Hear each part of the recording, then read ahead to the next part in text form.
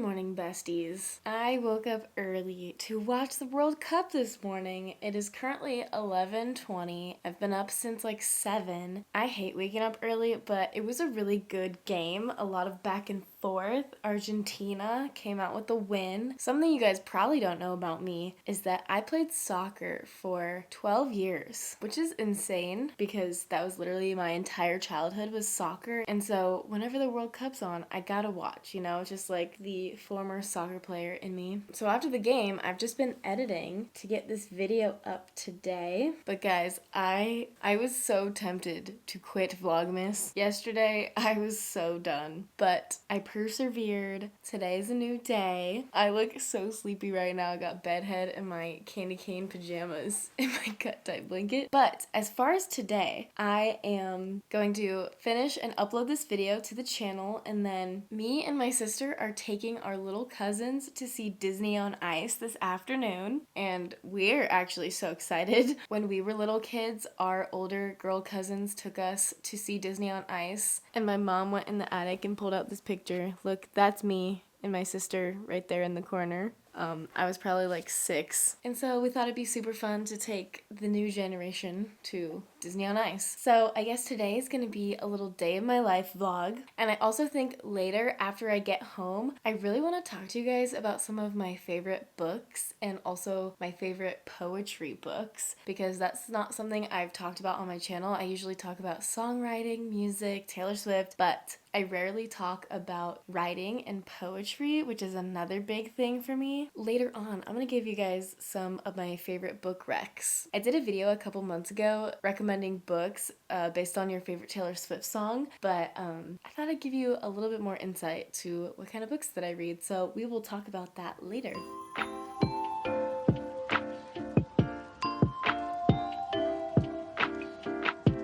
Hello vlog. We are filming on my phone because I don't think I'm allowed to take my camera into where we're going, but we're going to pick up our little second cousins and take them to Disney on Ice. And this was Nicola's idea. She wanted to go regardless. Yeah.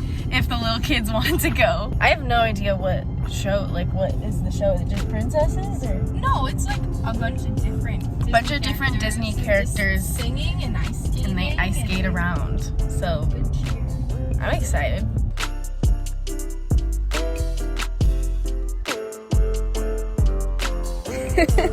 Woohoo! We're here! We are. Where's the mouse? Show us the mouse.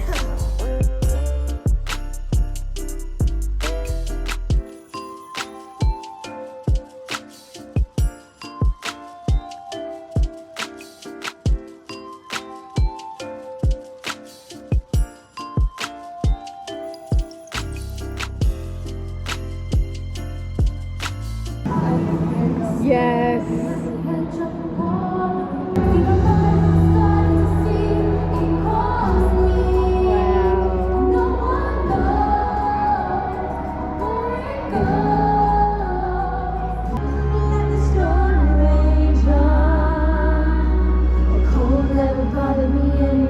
Whoa, get it, Elsa.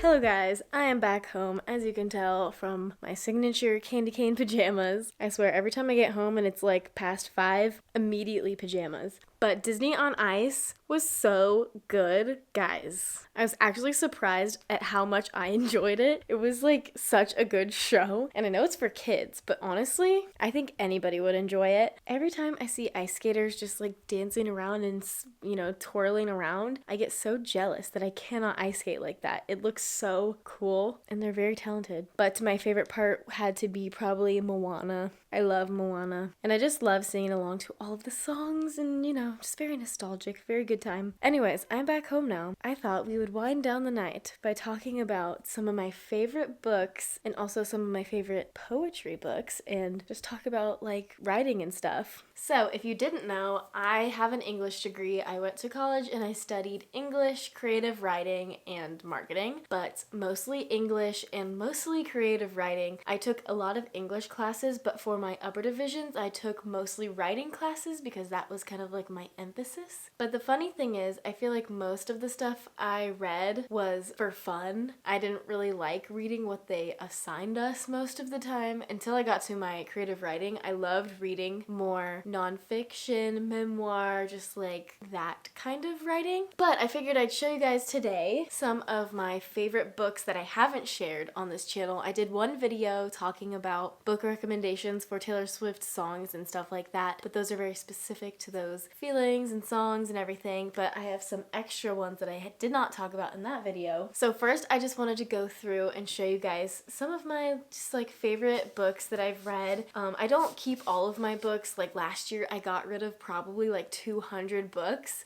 So this is just what I kept from all of that because I just had not enough room to keep every book I've ever read, and I also didn't like every book that I read, so I only kept the ones that I really, really liked. And I don't know if you guys are like this, but if I really like a book, I will read it again. Like, I will read my favorite books over and over and over again. So on that note, I'm gonna start with some of my all-time faves. This is my favorite series ever. I did mention this in my other video, but I thought I would bring it back up because I love it so much. The Selection series, it's 3 books, and there's a couple spin-off books, but they're not as good as the original trilogy. And I've probably read this like 6 times, and it's like kind of dystopian, but it's not so sci-fi that you kind of get lost in the world and confused. It's very easy to follow. To give a little overview of this book really quick here, it's about postmodern America, and it's a monarchy. The prince has come of age to get married because he's 18, and so what they do is they select 35 girls from all over the country, from different classes, different states, all that, to come to the palace and date the prince. So it's basically like The Bachelor meets The Hunger Games, except like they don't die, they're just trying to date the prince. But anyways, I think this book is so good. I should read it again. My next series that I love so much, I already talked about The Summer I Turned Pretty, and I had just read this one this year before the TV show came out, but I had read To All the Boys I Loved Before right when it came out, so I knew that I would like it because I liked this trilogy, but I actually liked this one better than this one. And that's saying a lot because a lot of people love the To All the Boys I Loved Before books and movies. I didn't quite relate to Lara Jean. Like, she was a protagonist that was kind of like, you got really frustrated with her sometimes, but I do feel like I kind of related to her. And you know what's really funny about To All the Boys? I read this, I think, in high school, and so I thought it'd be really funny if I did my own, like, To All the Boys letters and put them in the book. So inside this book are these envelopes that I literally hand folded and I taped them shut. Literally letters to all the boys that I've had a crush on or something. We're not gonna show that one. Yeah, we're not gonna show that one because I wrote their name on it. But yeah, Lara Jean is the reason I became a letter girly, so I kind of blame her for all of my past mistakes where I've literally sent letters to people that did not write back. It's okay. Anyways, love this book. Okay, these next couple books are just books that I really, really liked. They're kind of standalone books, so the first one is this one, Sing. If you're a Taylor Swift fan, you should just read this book. It's basically like the main character is very much giving Taylor Swift vibes. The main character girl is a singer-songwriter, and she's famous. She's writing her album, it's about to come out, and then her boyfriend breaks up with her, and then she runs away to coastal New England, takes a break from the spotlight, and she lives in this little beach town with her best friends, and like, it's kind of cheesy, but I really, really liked it. So if you're a Taylor Swift fan and you're looking for those vibes, highly recommend it. Okay, this one, and I actually met this author. She came to talk at my high school, and that's where I bought this book at, when she came to talk to my high school about like the publishing process. This is a very interesting concept for a book. Essentially, the main character's boyfriend dies in a car accident, I think. Yes, and then in an attempt to gain closure, she sends a letter to everyone who received organs that he donated. So she sent a letter to all these different people that benefited and were saved by his organ donation and tracked them down, and she heard back from, I think she heard back from every person, but the one person she didn't hear back from was the person who got his heart. Basically, this story is about her trying to find that person. It's a very interesting story, and it's kind of crazy. And then I was just going to show you guys what I'm currently reading. I currently am reading this series, The Throne of Glass, which I was highly recommended by a lot of people, and so I made it through the first 4 books, and I had to take a break after the 4th book because I feel like I need a lot of focus to read these books because they're so detailed and you have to be like immersed into the world that this fantasy novel takes place in. And I hadn't read fantasy in a really long time, like sci-fi fantasy. It really takes like focus, and like I need to like sit down for hours and hours if I'm going to read these books. They're good. They're really good. But sometimes I was getting a little bit lost in the storyline because of how like much I needed to pay attention to know what was going on. I actually do recommend this series. I think it's really good and I really want to continue to read it, but I just need to take a little bit of a break. And I know that a lot of people love this author too. I really do like her writing. Okay, the other book that I started and am working on, and I really should just finish this book because it's actually a pretty easy read. It's called People We Meet on Vacation. This was a really popular one on Book Talk, and so I just saw it so much that I just thought I should pick it up. But this is one for like people who like to travel. The main girl is like a travel blogger, and she has a best friend that they do a trip every year, and so they kind of had like a falling out, and then years later they reconnect and they decide to go on a trip together again. So that's as far as I've made it. So I'm sure there's much drama to ensue between, you know, these two people who are best friends and kind of like towing the line between friends and not. And now I wanted to talk about my poetry books. I think when I was at the end of freshman year of college, I started reading poetry books and I was obsessed. The first poetry book that I read that got me hooked was this one. The Princess Saves Herself in this one by Amanda Lovelace, and I really liked this book. I am not a huge fan of Rupi Kaur, like Milk and Honey. Like, I'm not a huge fan of those types of poetry books, like the newer kind. I would say this kind of falls into that category of newer poetry, like modern. And then I didn't super enjoy her other ones, but I really, really liked this one. And I think this author kind of really influenced my writing, or like how I started writing poetry for sure. Let me see if there's one that I can read here. I think what I liked about this book was the visual poetry. You can see that this poem is shaped like a heart, and it says, "You brought the needle and I brought the thread. We meant to mend our 2 broken hearts, but we ended up stitching them together." So I really liked that that's a visual poem. So I think this is a good book that kind of like got me into poetry. I wouldn't say it's my favorite now that I've read so much, but at the time this book was like everything to me. The next book I want to talk about is interesting because it's written by Kelsey Ballerini, who is a country artist actually. She's a songwriter, and so I was hesitant to see how she would write a poetry book, but I really, really enjoyed it. I was worried because I feel like a lot of like famous people kind of think they can write poetry and it just ends up being not that good because they're not actually like good or love writing. But you can tell in this book that she really put her heart and soul into it. And I'm just gonna read you guys my favorite poem from this one. It is interesting to get like a musician, like singer, artist perspective on poetry. Okay, so this poem is called I Once Had a Friend. I once had a friend who swore she had none, somberly saying lonely is a cancer, but when I'd call, she'd never answer. Like she found comfort in being unlovable when really being loved just makes her uncomfortable. Emotional plexiglass built sky high around her, but cool girl acquaintances always surround her. Spectators gawk, charmed in an instant by her shadow-cast walk and canyon-esque distance. Crying in glitter blankets on the floor, outsiders dance in her disco decor. I hold hushed stories close to my heart, flattered she trusted me with her art. For just a moment, I was convinced our wine-washed talks weren't only a trend. But just like the spring, sisterhoods end, 2 strangers again, I once had a friend. So I think that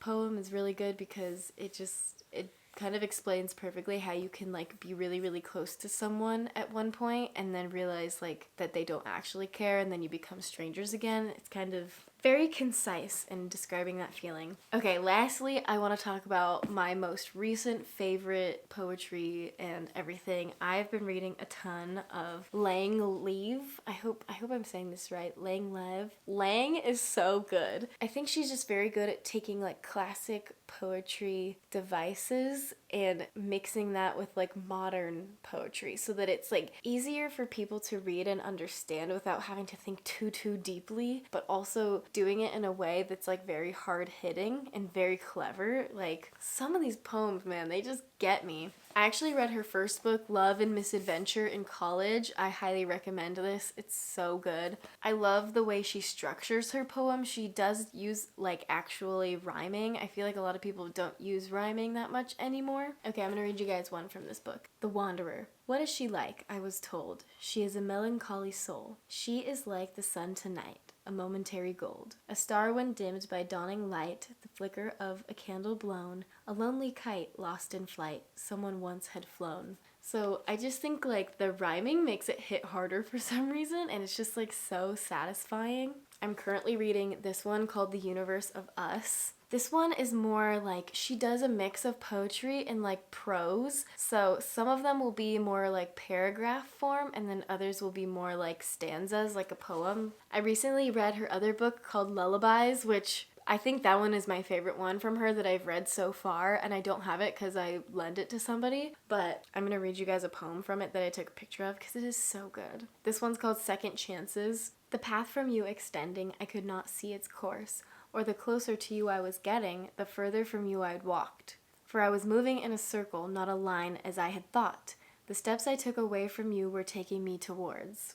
It's like sometimes I'll read her poems and I won't even like realize that I feel that or that I like relate with it until I read something that like puts it into words. I'm like, oh, that's really good. Like I feel like that's what a good author is, a good writer. It's like you put into words a feeling that people haven't even like tried to explain themselves, you know? I always forget that reading like keeps you creative, and it's like I used to hate reading so much, but I feel like the more that I read, the more I got inspired by what I was reading to write my own things, you know? So I think that that is an important part of the writing process, whether it be for yourself, writing like nonfiction pieces, writing songs, just like any type of writing that you are doing, reading is going to help. And so I feel like sometimes I forget that because I feel like I just don't make time for reading anymore, but I love it. And I love writing, and to write, you need to read. Anyways, that's my little inspirational message for the day. I hope you guys liked this video.